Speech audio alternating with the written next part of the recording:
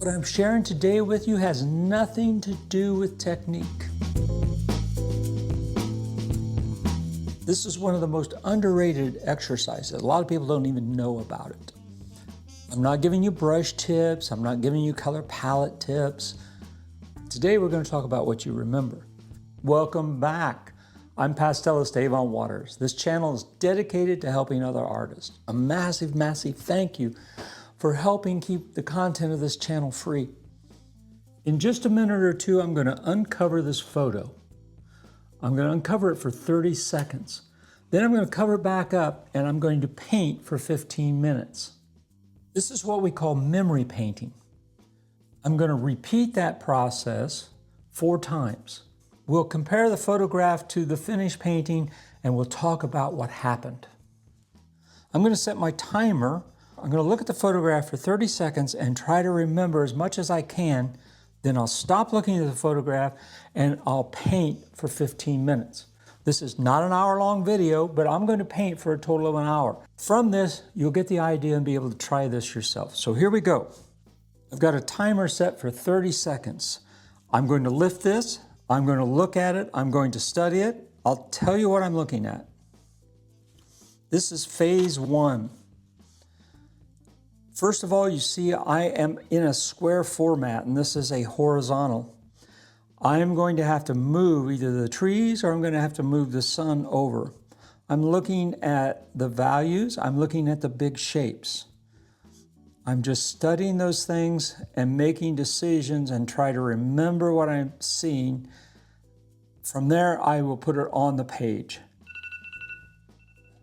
There we go. I'm done. Now I've got to paint for 15 minutes. The timer is set. Now for 15 minutes. In case you're wondering, I'm painting on a piece of masonite that has clear gesso on it. It's been sanded, it's pretty rough. You'll notice I'm just concentrating on the big shapes,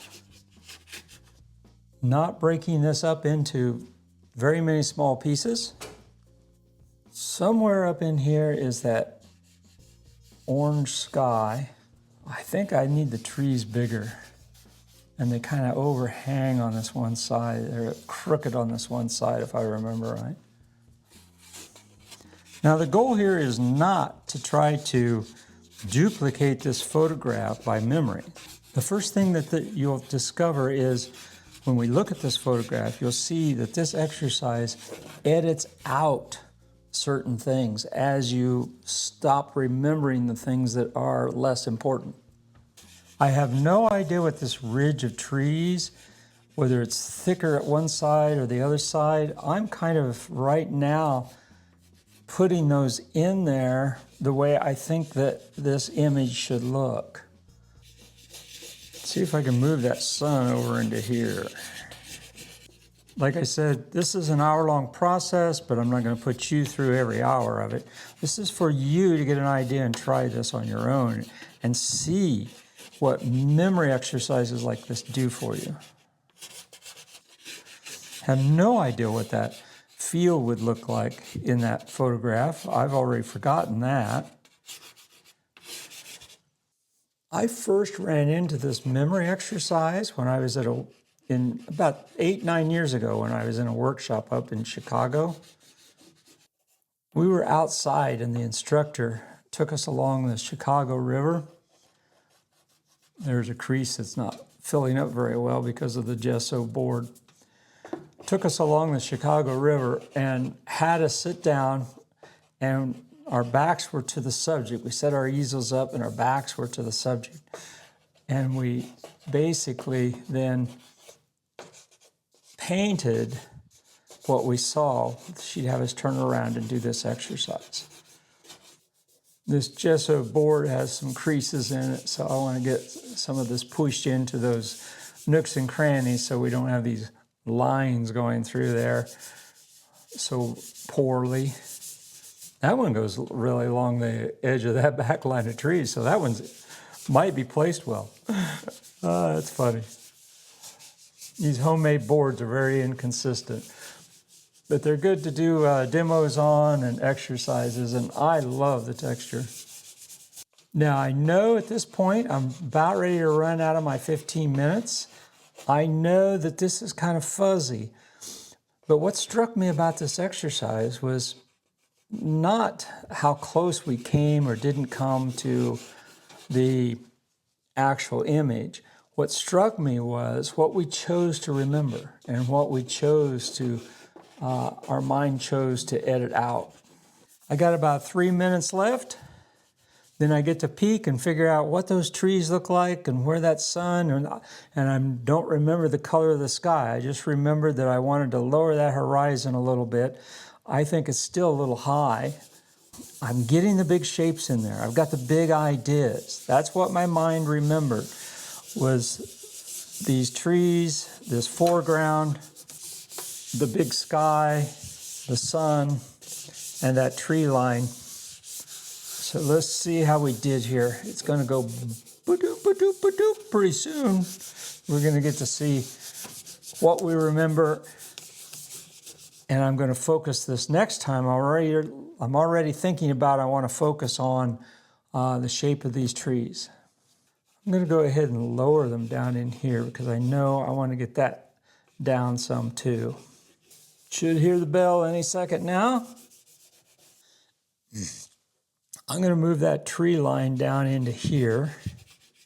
And again, this will be another thing I look at. I don't know what this wedge, whether this is thicker here or that's consistent across, but I'm going to try to make this kind of be a wedge regardless of whether it's thicker here or the same size. I want it to kind of point in towards this area. We'll get our sunlight down here this time, cover some of this up. Get a little violet back in there to start with. There we go. We got ourselves an alarm. It's time to look for 15 seconds. So now we're on phase 2. I'm going to set this thing up for 30 seconds again. All right, now you can see that the trees in the background, I see that I got a big old wad of trees here with a little one here. So I need to flatten that out and maybe take it off the edge of the picture plane. The trees kind of set almost on the horizon, but I've got a little bit space between here and here. So, all right, I got an idea. There we go. That was my time. So phase 2, I'm narrowing down the sizes. So this tree was smaller, so I'm going to come over in here and I'm going to do something like this and try to make that tree just a little smaller. And this tree was bigger and hung out over that direction. So I'm going to extend that out into there. And it had this weird shape, so there's this opening underneath. These two kind of married to one another here. The sky up in here was a little darker.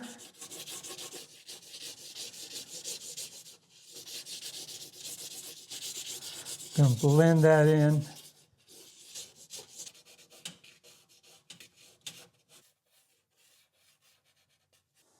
The first skill that this memory painting develops, obviously, is painting from memory.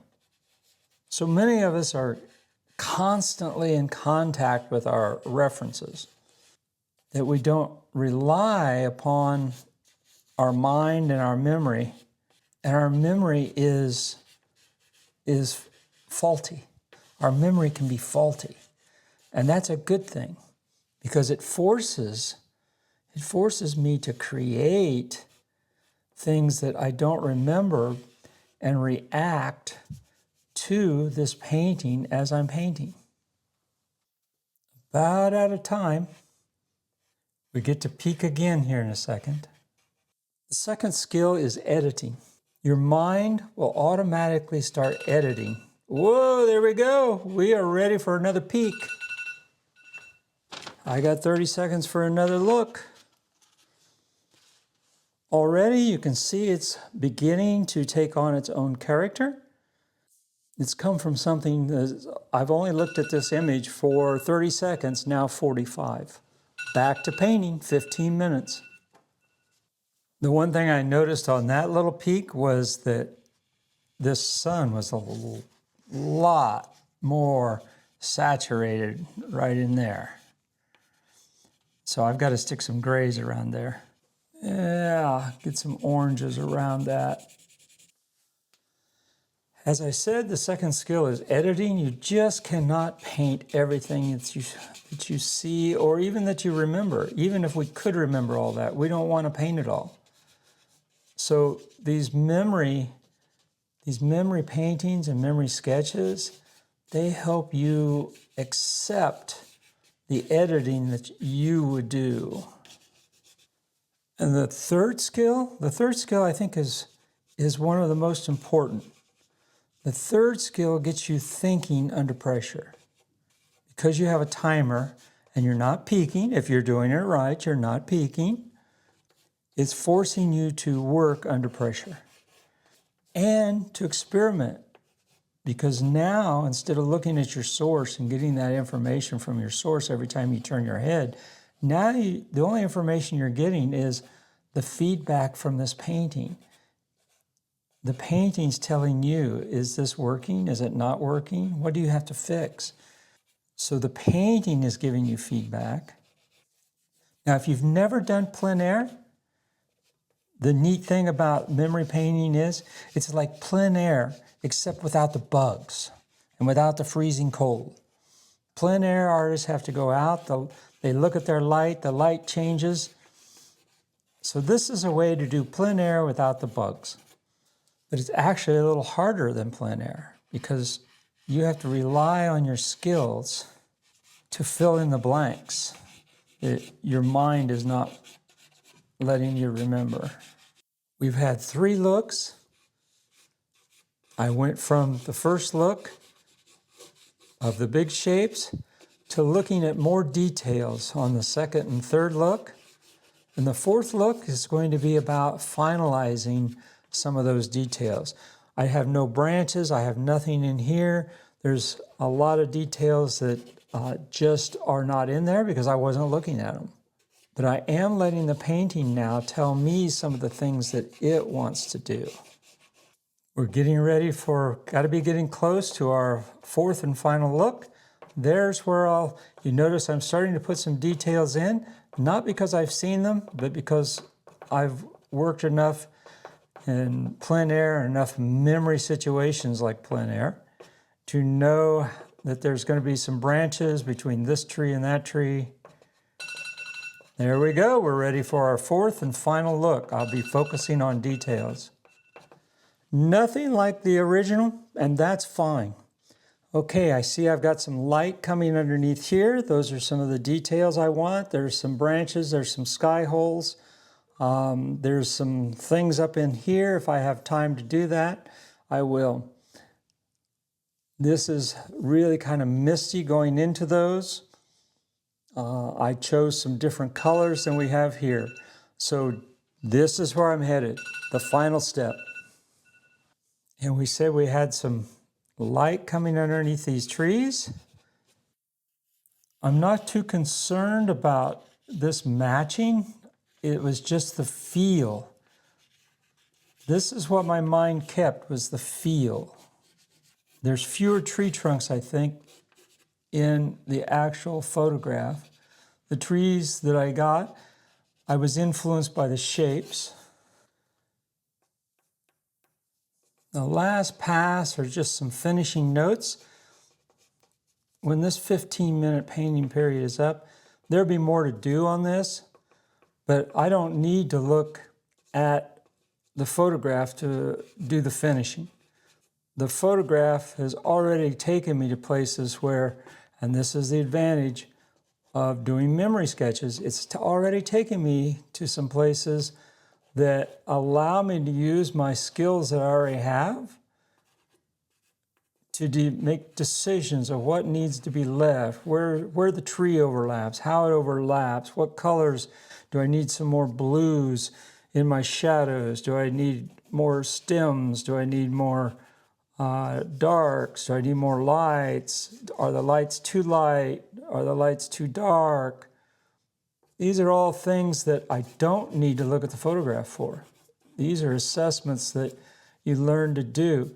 So that's one of the memory advantages to doing this type of memory painting. Practice with sketches. If you're scared to do it with a painting, I just took this old piece of masonite that had a little surface on it. It's got some imperfections in it, but you get to see what it's like. Hopefully that's given you a new appreciation for practicing different skill sets, and that you can see some of the things that memory painting and memory drawing can offer you. Not the best painting in the world, but hey, I think it illustrates what we set out to do. Well, there's phase 4. Oh, I'm cheating, I got too many, I'm still working. Okay, let's take a look at this. All right, so many big differences. We got a little bit of the orange in the sky, the sun here. I don't like how the edges are. So look what I got right. I got some of the things right. Some of the things I got wrong, I'm not concerned about, because I did that with my head. It forced me to paint intuitively and use the skills I had. So I think that's one of the things that these memory drawings do, is it forces you to use those skills. So not so much what I got wrong, but what I invented. I invented a lot on the trees. I knew this tree, I looked at it twice. First, on the first look, I knew I had this mass of 2 big trees, and this one was kind of odd shaped. And then the second look, I tried to correct it some, but I'm not too concerned that it doesn't match this. I'm not too concerned that the light underneath this actually has like one stem on it, and I like the multiple stems with the light coming through. More work to be done here. It's pretty monochromatic in there. More work to be done to make the sun more glowy in the mist as opposed to sharp edges. And we can work on the sky up in here and brighten it up. At a sunrise, you get a little brighter sky than what I've got in there. The important thing to remember is that your memory does the editing for you. You can only hold so much in your memory. This helps you to invent and rely on your skills and practice those skills. So going forward, pick out a photograph, keep it simple to begin with, maybe start with drawing and doing values first. Preferably it's something you want to paint, but don't make it something that you want to paint and expect it to be a keeper. And remember, if you don't like the bugs, you don't like the weather, you don't like the rain, you don't like the sun that plein air painters get, this is a great way to develop some of those skills working in your studio. And if you decide ever to go out and do plein air, you'll have already developed some of that memory necessary to remember what the light was when you started versus when you're going along. So let's call that a wrap. I could work on this for a couple hours more, and again, I don't need the photograph to do it. So hopefully you got something out of that. Thanks for your support, and we'll have something good for you next week. You want to buy me a coffee? That link's in the description. Keep the channel going. All right, thanks a lot, everybody. Bye-bye. See you next week.